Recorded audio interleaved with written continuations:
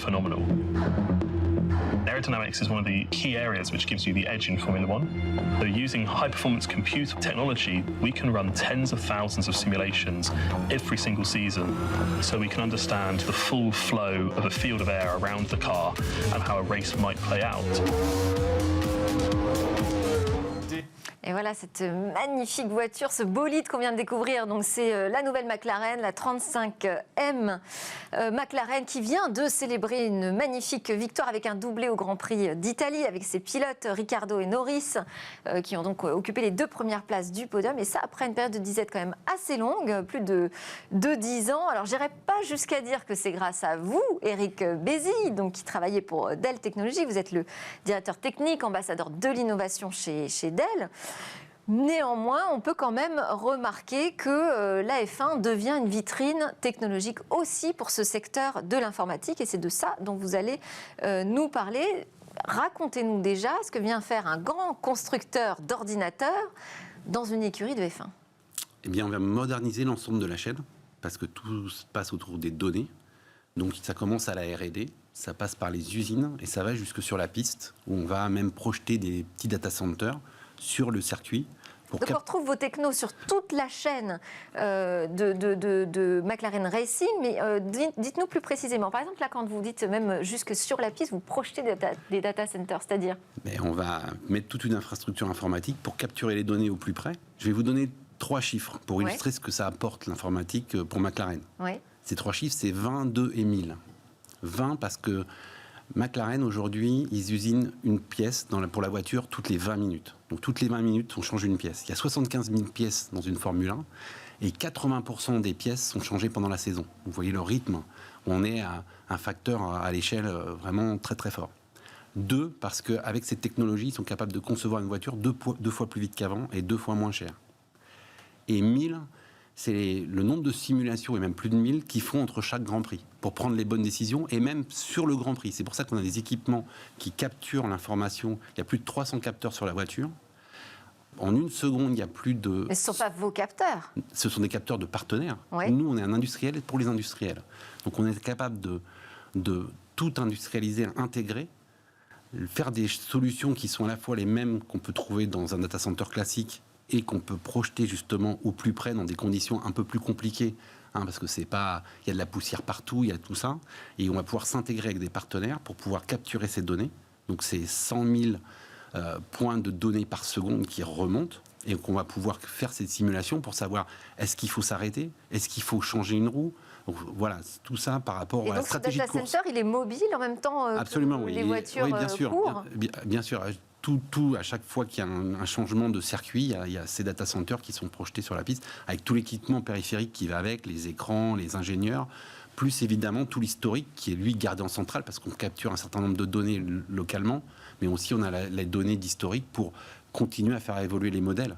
Il y a 3 points principaux à traiter. On vous retrouve, vous dites aussi au centre, on vous retrouve à Woking en Angleterre ? Bien sûr. Il y a trois choses qu'il faut retenir globalement. Il y a la donnée à traiter, la vitesse d'exécution et la complexité des modèles. Donc sur la donnée, c'est capturer la donnée, la stocker à l'échelle, sur des volumes de données qui sont de plus en plus grands. La vitesse d'exécution, on est de plus en plus en temps réel. C'est pour ça qu'on se met au plus près de la donnée sur le circuit et aussi dans les usines. Donc la 5G va être aussi un facteur accélérateur. Et puis la partie complexité, c'est tout passe par des jumeaux numériques. Il faut qu'on puisse faire des simulations. Vous simulez quoi ? Ça commence par un jumeau numérique déjà de la voiture ? Alors ça commence par le moteur, après ça a été le châssis, les roues, jusqu'au pilote. D'accord. Donc comme ça, on est capable d'avoir tous les critères pour pouvoir, je dirais, faire les tests, changer les pièces, les adapter entre chaque Grand Prix. Ça représente combien, à quel volume de données, tout ça, à traiter, à collecter, c'est gigantesque. Si on prend une autre illustration, toujours dans le secteur de l'automobile, ce qu'on estime aussi au travers de la voiture autonome, on approche le zettabyte. Donc si vous voyez votre PC portable là, que vous avez sur vous, on va dire, allez, à l'échelle, vous mettez 1 Tera de données sur ce PC, ça ferait plus de 2 fois le tour de la Terre si on empilait des PC les uns derrière les autres. Donc ça a des challenges derrière tout ça. Il faut stocker ces données, les opérer en temps réel, et donc mettre la puissance de calcul qui va avec. Donc ça, on l'a aujourd'hui, mais ça évolue encore. On travaille sur des nouvelles technologies de processeurs. Donc vous avez connu les CPU, vous avez entendu parler des GPU. On commence à parler de TPU pour des nouveaux modèles de machine learning. Et TPU, alors je ne connais pas. Qu'est-ce que ça veut dire? C'est l'acronyme de? C'est pour des algorithmes de traitement de deep learning, donc d'intelligence artificielle. Et puis tout le monde parle du quantum computing. Donc il y a déjà des recherches aujourd'hui. Quantique. Absolument. Pour ce qui va s'appeler le QPU.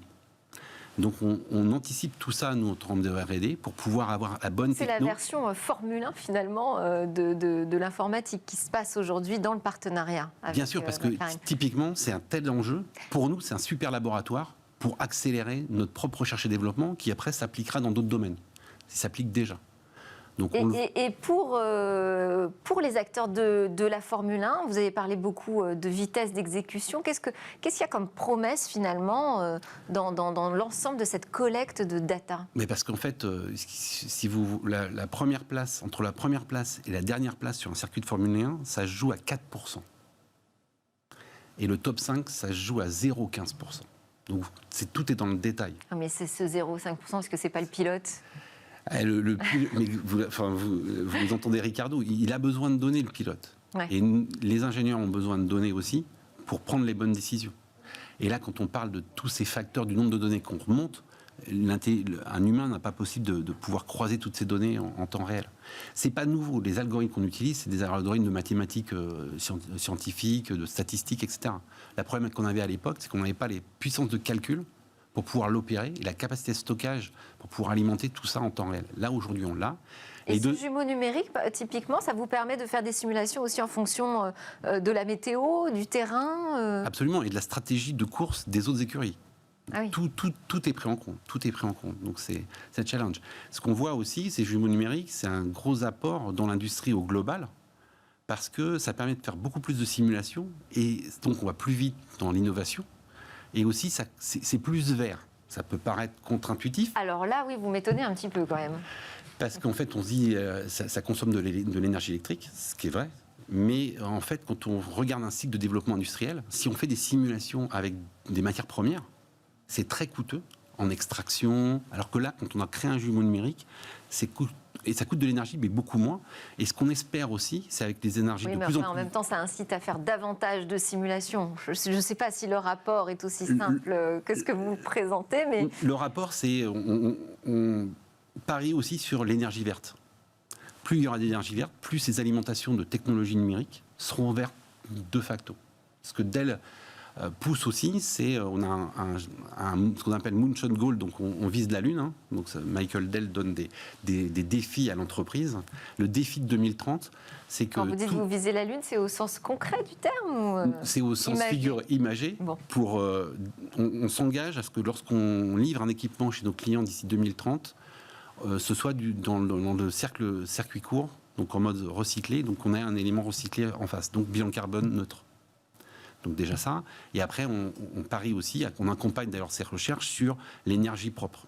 Ce qui fait que vous avez un bilan carbone neutre, une énergie propre, vous avez la capacité, via les technologies du digital, d'accélérer l'innovation et en étant plus vert. Bon, j'ai peur qu'on ait un peu de mal à convaincre quand même sur il faut se donner des ambitions. Sur l'éco-responsabilité de la Formule 1 d'ailleurs dans son ensemble et de l'informatique aussi. Ça, on en débattra dans Smart Tech évidemment. On continuera d'en débattre. Voilà. Après 3 ans de collaboration, donc j'imagine que le bilan est positif, mais surtout vous avez ouvert des pistes, c'est-à-dire que ce que je disais, c'est une vitrine technologique aussi pour adresser d'autres marchés. On en reparlera aussi. Merci beaucoup, Eric Bazy. Donc, je rappelle que vous êtes directeur technique ambassadeur de l'innovation chez Dell Technologies. Merci d'être venu nous parler de F1. Allez, c'est l'heure de grand débrief de l'actu.